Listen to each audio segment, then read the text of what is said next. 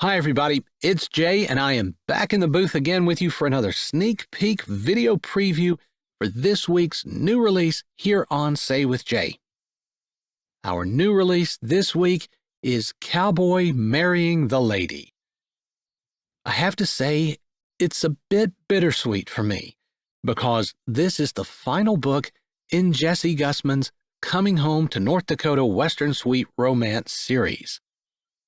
It's been so great going back to Sweetwater and meeting both the new characters that she's introduced us to and the old characters from the original Sweetwater series.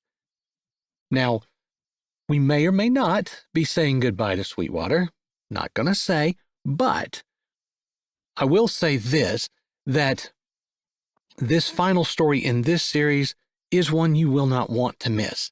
It is fantastic, and I've got more to say about the story, and we've got a live preview in just a bit. But it's also time one more time to do a segment that we've been doing throughout this series called Cooking with Jay. As you probably know, Jessie has been writing dishes into these books, and I've been making them for you. Well, Cowboy Marrying the Lady is the story of Tadgh O'Reilly, an Irishman who's come to the United States following a racehorse that he's cared for, and the story of Ashley Christensen, who has a chance meeting, let's say, with Tadgh, a man that she left a decade before. Again, I'll say more about the story in a bit, but at one point, she makes a dish for Tadgh, and she makes sweet Irish soda bread. Now, if you've never had sweet Irish soda bread, it's wonderful for breakfast or dessert.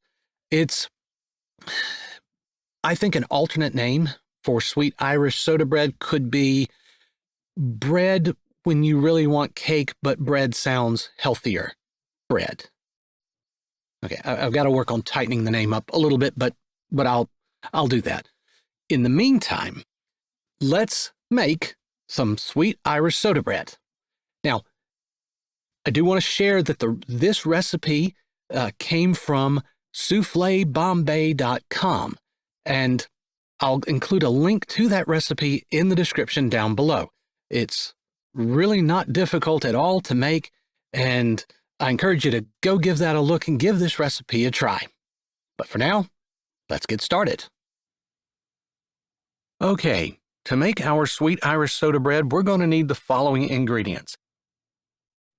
We're going to need 4½ cups of flour, 1¼ cup of sugar, 2½ teaspoons of baking powder, a dash of salt, 1 teaspoon of baking soda, 1/2 cup of butter melted, 2 cups of buttermilk, 1/2 cup of heavy cream, and 1 large egg. Also, Irish soda bread traditionally has raisins or currants in it, but since I love you guys, we're not going to do that today. We're going to plus it up a bit. Instead, we're going to use chocolate chips. To paraphrase Ben Franklin, chocolate is proof that God loves us and wants us to be happy. All right, so let's get started. All right, now that we've gotten our ingredients together, first thing, you're going to want to preheat your oven to 350 degrees. Now, to make 1 large loaf, you're going to want to use a 10 to 12-inch cast iron pan or oven-proof skillet with at least a 2-inch high side. Or, if you're going to do like we're going to do here today, make 2 loaves, you can use 2 smaller skillets or cake pans. So first, in a bowl, we're going to add our flour, our sugar, our baking powder, our baking soda, and our dash of salt. Next, we're going to whisk those dry ingredients together until they are well blended. We're going to add our melted butter,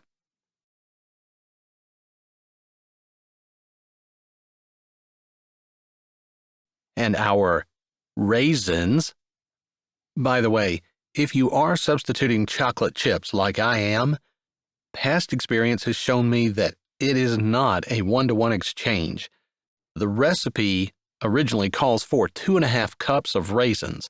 However, I found that to be way too many chocolate chips. It'll overpower everything. So if you're substituting the chocolate chips, I would recommend trying 1.5 cups of chocolate chips instead of 2.5. Anyway, once you add your butter and your chocolate chips, you want to stir that in, get it all mixed really, really well. Now it's time to add our wet ingredients. So you want to mix in your buttermilk, your heavy cream, and your egg. To ease things along here, I went ahead and mixed my egg up in my heavy cream just to get it blended up in there. But once you get the wet ingredients in, you want to stir it in just until it's incorporated. You don't want to overmix. Once it is incorporated, you want to pour your mixture into your pan or pans. And then you're going to cook in your 350-degree oven for 1 hour or until a toothpick or skewer comes out dry. Now, if you're doing 2 pans like I am, check after 45 minutes. Once a wooden skewer inserted comes out not wet, it is done. Take it out of the oven, cool it a bit, then flip it out of the pan or pans, and allow the bread to cool on a cooling rack if you can stand it. Personally, I never have. Anyway, this is what you come out with. Put a little butter on it, and man, is this good. Okay, so there you go. I hope you guys will try that recipe. It is really, really fantastic, and it makes a ton, so plenty to share with friends and family over the holidays. If you do, please let us know how it goes in the comments. All right, let's talk some about Cowboy marrying the lady. As I mentioned before, it's the story of Tadgh O'Reilly, an Irishman who's come to America following a champion thoroughbred racehorse that he's worked with most of his life. And this racehorse has now been retired to North Dakota and lives on a ranch owned by Ford Hansen. You may remember Ford from the previous or the original Sweetwater series, and Tadgh now works as Ford's farm manager as well. It's also the story of Ashley Christensen.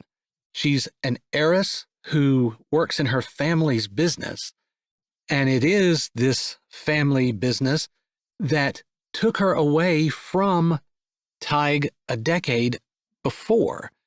And without saying too much, they find themselves stranded together during a blizzard, and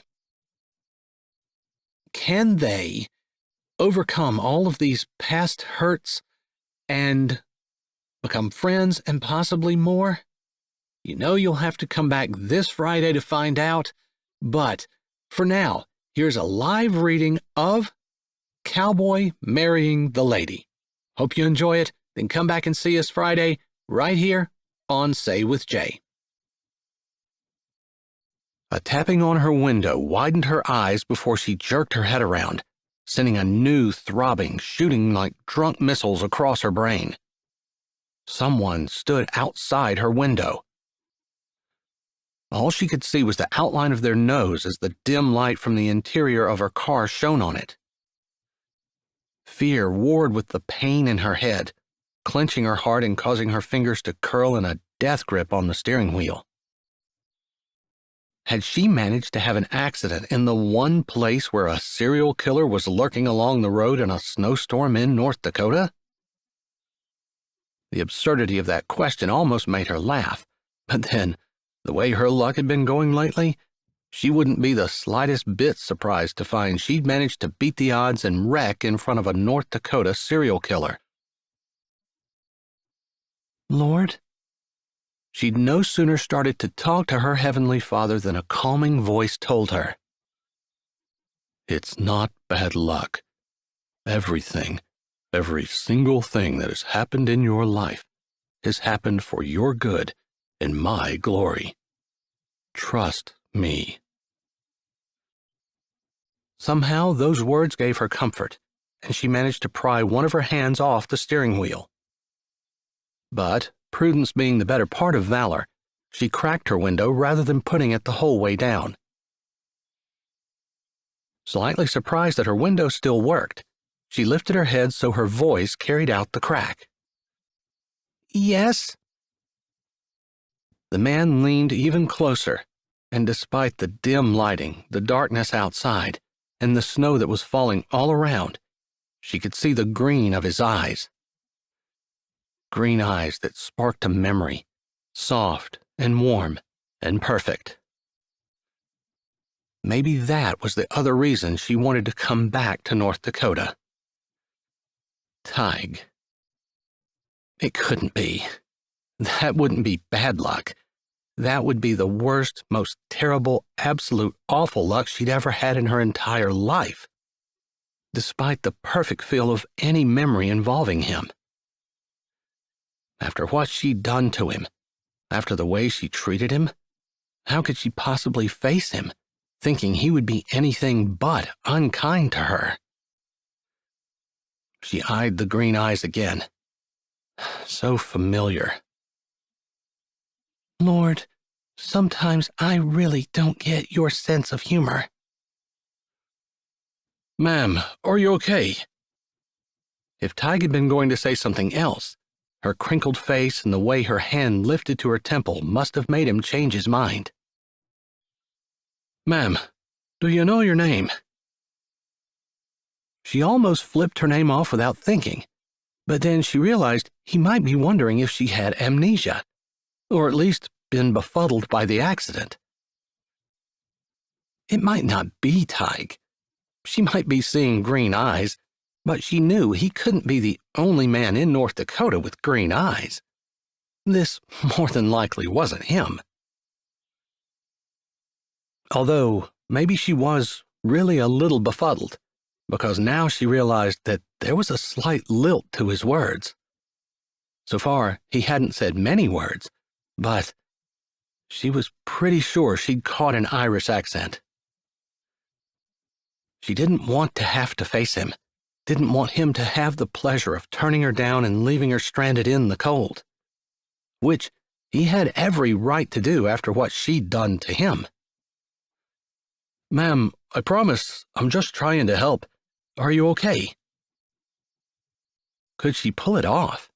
Could she pretend she wasn't sure who she was? Maybe not have full-blown amnesia, but just be befuddled enough that she wouldn't be expected to recognize him. Maybe she could keep her face hidden so he wouldn't recognize her. "God abhors lying. It's an abomination to him." She knew it. She tried hard to be honest and upright, to do the right thing, and she didn't even tell little lies, what the rest of the world called white lies, because a lie was a lie, even a lie told to make someone else feel good. And now she was going to tell a major whopper? Despite the guilt that clawed in her chest, she crinkled her face up, wrinkling her nose and keeping her hand on her forehead, where she could feel a bump already forming. She didn't have to fake the pain. That was real. I'm not sure." "I promise I won't hurt you. You wrecked in my driveway. I was trying to get my mail before the storm got bad. I promise I wasn't lying in wait hoping someone would wreck so I could... I don't even know what I would do if I wanted to do something unkind. I suppose steal your carburetor?" Ashley kept her lips from twitching, managing to keep the befuddled look on her face. She might have forgotten Tadgh's sense of humor. But that comment brought it all back. He was funny, kind, and considerate. The perfect man. But he'd been poor. Her parents had not approved. Miss Charlene had encouraged her to go for him, but her grandmother, whom she'd been taking care of, and her mom, and her dad especially, had told her that she needed to be more proactive in her life, that she couldn't settle, that she had to have more, that she needed a man who was ambitious, trying to make something of himself, not content to live in a caretaker's cottage with a little girl he claimed wasn't his in a manual labor, dead-end job with no prospects of improvement. I don't know what to do. At least that much was true. But she rubbed her head, gently because it really did hurt, and looked up at him with the best confused expression she could dredge up. Being confused wasn't hard. She had so many memories swiping at each other inside her head, so many regrets, so many what-ifs. I could call a tow, but they're not getting anybody out here until the storm is over, which isn't supposed to be until tomorrow night. I don't know why I was out in this weather. Her voice was halting, and she really was trying to remember what she was thinking. She knew the weather was supposed to get bad. Maybe I thought I could beat it? She was pretty sure that was it. Or maybe she just hadn't been thinking about that, but had been trying to push the thoughts of her sister and her dad and the promotion and all of that aside, and trying to convince herself she was looking forward to whatever it was Charlene wanted her to come talk to her about. She almost opened her mouth and asked if she could make it to Charlene's, but she wouldn't know who she was coming to see if she didn't know her own name, right? Hi, this is Jay, and thanks for listening. If you're ready for another great audiobook, here's one we think you might like. Or check out the playlist with all our latest releases. Don't forget to subscribe to Say with Jay, give this video a thumbs up, and tell us what you liked in the comments.